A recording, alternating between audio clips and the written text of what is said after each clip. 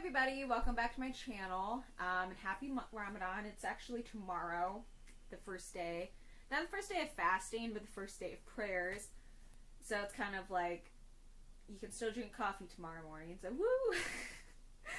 And I was having difficulties with editing, and so I haven't been able to post a lot of videos, and I've been doing that thing where I'm too lazy to film myself, and I need to get over that, because it's kind of like I like it, but I don't like it. It's whatever. Y'all can know. And I finally have a new editor to try out, that I'm going to try out for this video, so we'll see. And of course, I'm like having my laptop on my office bed, so you're gonna, like, this is why it's such a weird angle, and it's because I'm having difficulties with videos, and we're just gonna say, okay, you guys just gotta chill with me with it being weird, okay? It is what it is. Ramadan is, if you guys don't know, if you guys are not Muslim, whatever, you could click on this video, which is fine. This is just a, like, month of fasting. It's the month where Prophet Muhammad sallallahu alaihi wasallam, he was revealed the Quran. The first verse of the Quran was revealed to him, which told him to read or to recite. And he was in a cave meditating, and he heard this voice in his head. And he runs out and runs to his wife, and he's like, I am crazy. And so I think my best experience with Islam with that story is that he didn't act like, you know, the stories where he's like, yes, come accept me. I was like, okay, hold up, what? He acted like a normal human being, hearing something crazy. And then after that, it slowly progressed. Obviously, he heard it again, and he confided with a bunch of people, and then he started seeing angels. The angels came down and talked to him, etc. So whether or not you believe it, it's okay. You don't have to believe it if you don't want to.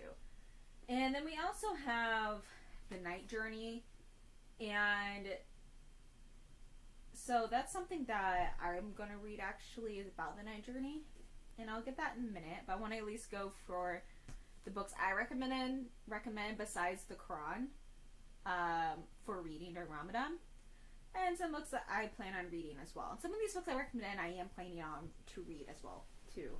Keep saying as well. Okay, so the first one is a fun one I got last year, and I actually really liked it. This is a good book for preteens, teenagers, even non-Muslims as well. I highly recommend this book. Once Upon an Eid. And this is just stories of hope and joy. There's 15 stories. It's from different takes, different Muslim groups, African American. There's one on the Isle of Crete, I believe. There's even like a little cute graphic novel, little image here. And it's so nice, and it's super easy to read. You can read it in one setting. And it just talks about different struggles people have, such as a sick mom and not having the feeling of festivities. And if you ever had Christmas, you know, if you ever had someone sick, or this COVID is a good one example, having a holiday feel different, this is kind of talks about that, some stories. It's just a really nice festive book with festive stories that I think all of us can enjoy. Okay, so which one do I want to do? It's hard to be like, which one do I want to do? Which one's the best order? Secrets of a Divine Love. This book has been going around, I think, at least on Amazon. It's a popular seller, and I don't know, I haven't seen a lot of Muslims like read it themselves, and I'm surprised. It's so good. And actually, if you're a Christian, I recommend reading it too if you want to, or if you're not Muslim. It's a really good religious book, and she just talks about various things, such as the original origin of love. If you don't know, in Islam, there's a lot of talk about love and origin of love. We talk about love all the time. Same thing with, you know, Jesus love type stuff. Same thing in Islam, but with God love. And it talks about this, and she goes, if you're Sunni, you're welcome here. If you're Shia, you're welcome here. If you're Sufi, you're welcome here. If you're from any other religion or philosophy, you're welcome here. If you're trying to figure it all out, you're also welcome here. So she recognizes everybody in this, and she talks about interfaith, but then she goes each section, she talks about the Quran. Let's see if I can find it. Mysteries of the World of the Quran in chapter 3, such as Alif Lam Mim, how to read the Quran from the heart, really relative meets your heart where you are, the healing vibration revelation, be and it is, memorizing the Quran, linguistic miracle and divine reminders of oneness. If you don't know, in Islam we talk about al-Wahid, the one. So it'd be like, if you're Christian of Alpha and Omega, in Islam there's this idea of singleness. So there's a singularity, or oneness, and that's with Islam. Chapter 4, spiritual dimensions of Islam. Then you have Tawbah, repent, return to unity, Shahada, Salah, Zakat, Ramadan. For me, I feel like this is a perfect book for Ramadan because it talks about the Quran. The Quran was revealed during the month of Ramadan. She also talked about prayer and Salah. Usually this is the time of month where we actually pray the full prayers. And I know that's like kind of one of those things everyone's like, oh, don't tell me. Come on, guys. Some of us don't pray all the prayers all the time, and this month is a great way to feel connected and to restart that habit. It's a good month. And, obviously Ramadan, she talks about fasting, the inner fast, the sense of the mind, the outer fast of the limbs. She talks about death. Obviously we have Shahada, Tawbah, repent, unity, the Quran, obviously, who you are to God, infinite faces, ego, the origin of love. This is such a great book to read, and maybe this Ramadan I can just do go from chapter to chapter and we can discuss this, and maybe I can just post videos. If you guys actually want to discuss it more, maybe we can do like maybe I can create a Patreon and we can just have like a little group discussion with a bunch of people. You do not have to be Muslim to have a group discussion about this book. I don't care. This is not a cliquey club. The next one is Sorakov, and this is by Dr. Yasser Qadhi. I actually discovered this book on Kindle, and I didn't buy it yet, and then I decided I wanted to buy it because I wanted to read more about Sorakov. And if some people don't know this, but the Sorakov is one of the most important surahs in the Quran. And it's called a Kaf because if you put two together, Kaf and cave are the cave. And it's because it comes from a story about these guys that were in a cave, and they were Christian, and these Christian men fell asleep in this cave. And because they were hiding out from this persecution of Christians, and some people say there's persecution of Christians during the Roman time period, we don't know, it's a very vague story. And they fell asleep with the dog, and then God suspends their time, and then they wake up and they come out, and it's a whole different time period. And so that's considered a miracle, and obviously I'm not going super in depth of this. And that's what the story is named after, the story. And some people don't know, but the story is actually, some people theorize actually was a Christian story that was going around during this time period in the 600s. So it may or may not have been a story, which is fine because the whole point, Islam has Christian stories and stories of the Bible. So it's totally fine having that in there because the whole point is what happens to the guys and the whole point of the story, which is perfect. Because this is kind of, Sorakov is more like I would call it the story time of the Quran in a very secular sense. It has beautiful stories in it. Another one is about Moses. Moses is mentioned a lot in the Quran. He's pretty much all the time in there, I swear. And he talks to this guy that's called Akadar, which people would, I guess you would call him, in some senses, people call him the Green Man, so don't get confused with Celtic ideology. And he talks to this mysterious guy who's an immortal. And there's only a few people considered immortal, and immortal in a sense and it's not the same sense as if you think about like vampires and stuff.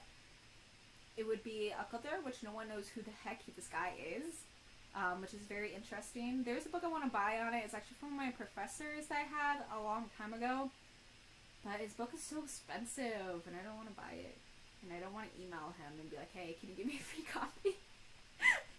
But there's also Jesus is considered an immortal as well. He ascended, so. And then Enoch is one, as well as those three. I believe there's a fourth one. I can't think of who that is at the moment. And so that story's in there. He meets him, and then Qadr starts teaching Moses lessons about God. And one, he kills somebody, and another one, he sinks a boat, and Moses is like, what are you doing? And Qadr eventually explains why he was doing certain things. He explained one was because these tax guys were coming in, and he sunk the boat so they wouldn't come in and take the taxes from these poor people who didn't have a lot of money. They have enough money to pay for the taxes, i.e. their stuff would have been taken away. And, or for some reason like that. And they could fix the boat, after the tax guys come. Another thing was he broke a well, or he patched up a fence, and all the stuff he does seems like it's very terrible, but it turns out to be actually beneficial for why he was doing it. And so the lesson is that certain things, they may seem bad to you are actually beneficial, and you can think of that in a secular sense as well. It's a moral story, okay? And then the beginning of Sorakov does talk about the relations between Christians and Muslims and going astray and not going astray. And the Sorakov is actually in the Dome of the Rock. It's written on the walls, and it's also in the Taj Mahal. It's one of the most important surahs in the Quran. And also you're considered to get blessings for reciting on Friday. And he just goes into more depth, talking about it, explaining everything, explaining different verses, what other people talk about. And so I really wanted to go more in depth to understand the Quran more. And this is one of the reasons I chose it. Another book, and I'm going really long. I'm sorry, I ramble. Beauty and Light, Mystical Discourse by contemporary female Sufi master. It's not by her, but it's her stories. Is by Simlanur Sargat. She's Turkish. She's a Sufi master, so she's a Sufi leader. You can also watch some of her videos. I think I'll link them below for you guys for people who don't want to buy the book or you can't afford to buy the book. You can still listen to her. And this is such a good book. It's just someone asking her questions and she answers and they're writing it down. And so one is someone's asking, let's see if I can find something I can read to you guys really quick. Sakina and Rafai drew a comparison between the human heart and a garden and between a spiritual guide and gardener. Which negative qualities need to be cleansed and removed in order for adab to manifest in the heart? And she answers, every rational human being has an 8-part garden in his heart. Just like a gardener who has taken on for himself the maintenance of a garden and who weeds tend to cultivate the garden, my teacher reminds us that we human beings should rid our flower beds of ugly grass and weeds with which we are overgrown. The first garden is the heart of unity. Unity of Tawhid is, they did the Turkish spelling, which is Tawhid, or Dawid, is to establish the oneness of God. To see the manifestations of truth in everything and everyone. He says, if the heart has grown the weeds of dualism, the associated partners with God, shirk, and the value of created things more than God, is necessary to uproot those weeds. So this, I think, is a perfect book for Ramadan. It talks about establishing Tawhid and the oneness of Allah. It's really good. I highly recommend it, especially if you're looking for female Sufi leaders or female Islamic spiritual leaders. You're tired of men. Highly recommend her. I'll list some videos for you guys below. So I'm going to try to read, I'm going to read The Secrets of Divine Love, the Sorakov, Beauty and Light. I'm going to try to reread those. Get more in depth with it. I'm also going to read Narrating Muhammad's Night Journey, Tracing the Development of Ibn Abbas' Ascension's Discourse. And this is about Ibn Abbas. He's the one who wrote the full story of the night journey. And so the Quran mentions the night journey, but doesn't give grave details. And the person who gives grave details is actually Ibn Abbas. So I don't know that much about the night journey, the night ascension. So I really wanted to read something that talks about it. And I guess I like secular scholarly discourses on Islam. Like, I'm not a person that likes to read those weird fatwas, in-depth religious books. They bore me. But speaking of that, I'm going to read one. And this is the first Islamic classic in Chinese. So Wang Dayu, I'm probably mispronouncing this Chinese name. I apologize. Real commentary on true teachings. And this is translated and introduced by Shishiko Murata. And she is a professor. I actually have her book. So she is actually one of the highest Muslim authors out there. I believe she's Muslim. I think she's Muslim.